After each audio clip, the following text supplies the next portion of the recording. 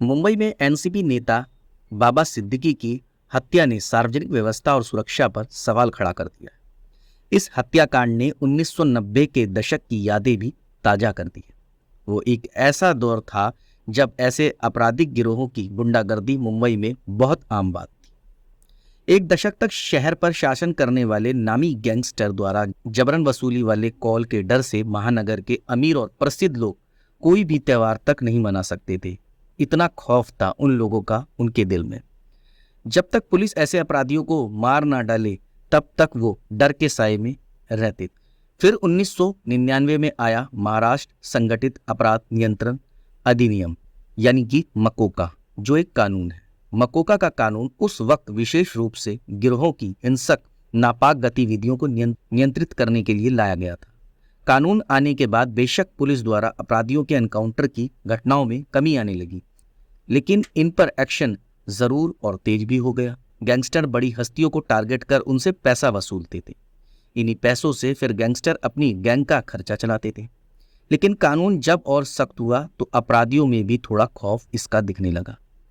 एक media report के मुताबिक मुंबई के आपराधिक गिरोहों ने फिर अवैध शराब, गैम्बलिंग, चांदी, सोना, रसायन, बॉल बेयरिंग और नशीले पदार्थों की तस्करी शुरू कर दी।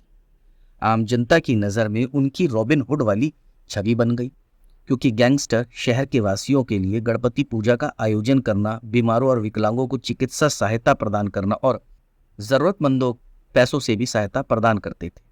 लोग इस कारण ऐसे गैंगस्टरों से काफी प्रभावित भी रहते थे। वो जानते थे कि चाहे गैंगस्टर कुछ भी काम कर रहे हो, लेकिन उनके लिए वो बुरे वक्त में हमेशा मदद करते हैं। इसलिए वो गैंगस्टरों को अपना भगवान तक भी मानते थे।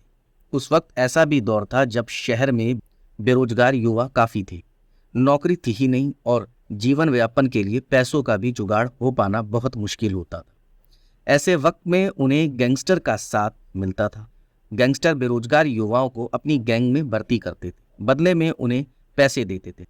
उस वक्त ऐसे बड़े गैंगस्टर में हाजी मस्तान, करीम लाला, वरदाराजन मुदलियार, इकबाल मिर्ची और दाऊद इब्राहिम शामिल थे। गैंग में शामिल युवाओं से गैंगस्टर तस्करी और वसूली जैसे काम करवाते थे। इनसे उन्हें भी फायदा होता था और युवाओं को भी। साथ ही गैंग की पावर भी इससे काफी हद तक और बढ़ जाती थी। बाद में फिर गैंगस्टर रियल एस्टेट की ओर बढ़ गए, क्योंकि भूमि की कमी से जूझ रहे मुंबई में ये बेहद लाभदायक व्यवसाय था। एक भूमि विवाद को निपटाने में सिविल अदालतों में लगभग 20 साल लग जाते थे, लेकिन गैंगस्टरों की अदालतों में 20 दिन से भी कम समय में ये काम आसानी से निपट जाता था। ये व्यवसायी, बिल्डर और राजनेता हिसाब किताब बराबर करने के लिए उनसे संपर्क करते थे, जिससे संगठित अपराध में तेजी आई। अगर विवादित पक्ष बेंच पर नहीं आता तो उन्हें बंदूकों की नोक पर धमकाया जाता था। ये गैंगस्टर फिर और भी बड़े लेवल पर व्यवसायियों, फिल्मी हस्तियों और उद्योगपतियों से वसूली करने लगे। उन्हें सुरक्षा मुहैया कराने के नाम पर उनसे पैसा ऐंठने लगे। प्यार से बात बनी तो ठीक, नहीं तो वो बंदूक के जोर पर बात बनवा लेते थे। बाबरी मस्जिद विवाद के बाद मुंबई के गिरोहों ने सांप्रदायिक सुर अपना लिया। दाऊद के गिरोह का सदस्य छोटा राजन अलग हो गया और उसने धर्म के आधार पर अपना खुद का अपराध सिंडिकेट बनाया। जहां दाऊद दुबई और बाद में पाकिस्तान भाग गया, वहीं छोटा राजन बार बार अपना ठिकाना बदलता रहा, जब तक कि उसे 2015 में इंडोनेशिया से गिरफ्तार नहीं कर लिया। धीरे धीरे बाकी गैंगस्टर का रुतबा भी फीका पड़ गया, तो किसी की मौत हो गई। इनका दौर तो अब खत्म हो चुका। अब लॉरेंस बिश्नोई जैसे गैंग यहाँ एक्टिव हो गए। बेशक लॉरेंस बिश्नोई इस वक्त गुजरात की अहमदाबाद जेल में बंद है, फिर भी उसकी गैंग एक्टिव है। गैंग में 700 से ज्यादा शूटर हैं। 11 राज्यों और 6 देशों में बिश्नोई गैंग खुलेआम वारदातों को अंजाम देता है। एक रिपोर्ट की माने तो लॉरेंस को पावरफुल नेताओं का समर्थन प्राप्त है। साथ ही कनाडा कनेक्शन भी उसे भारत में ऐसी वारदातों को अंजाम देने की आज़ादी देता है।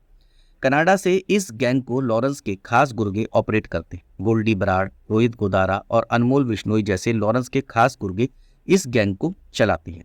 12 अक्टूबर को जब मुंबई में एनसीपी नेता बाबा सिद्दीकी की हत्या में भी लॉरेंस बिश्नोई का नाम सामने आया। वैसे अभी इस बात की पुष्टि हुई नहीं है कि बाबा सिद्दीकी की हत्या में लॉरेंस बिश्नोई का हाथ है या नहीं, लेकिन पुलिस इस गैंग की सभी गतिविधियों पर नजर बनाए रखी है। वहीं पुख्ता सबूत जुटाने में भी लगी हुई है। इसके अलावा सलमान खान के घर फायरिंग के बाद बाबा सिद्दीकी की हत्या से ऐसा लग रहा है कि माया नगरी में लॉरेंस गैंग फिर से डी कंपनी जैसा दबदबा बनाना चाह रहा है। कई लोग तो उसे अगला दाऊद इब्राहिम भी कहने लगे, यहाँ तक कि कई लोग उसे हिंदू शेर तक भी कहने लगे। लॉरेंस बिश्नोई की किसी भी पोस्ट को देखेंगे तो आप ज़्यादातर कमेंट में यही देखेंगे कि जिंदाबाद हिंदू शेर या ये हमारा अगला हिंदू शेर है। लॉरेंस बिश्नोई की पोस्ट में कोई भी आप ऐसा कमेंट नहीं देखेंगे जो उसके खिलाफ हो। सारे कमेंट्स उसकी सपोर्ट में ही रहते हैं। पर जो भी हो, है तो वो एक अपराधी ही। इस तरह वो खुलेआम अपराध को अंजाम दे रहा है। पुलिस को सख्त कार्रवाई करनी चाहिए, कानून को सख्त होना चाहिए।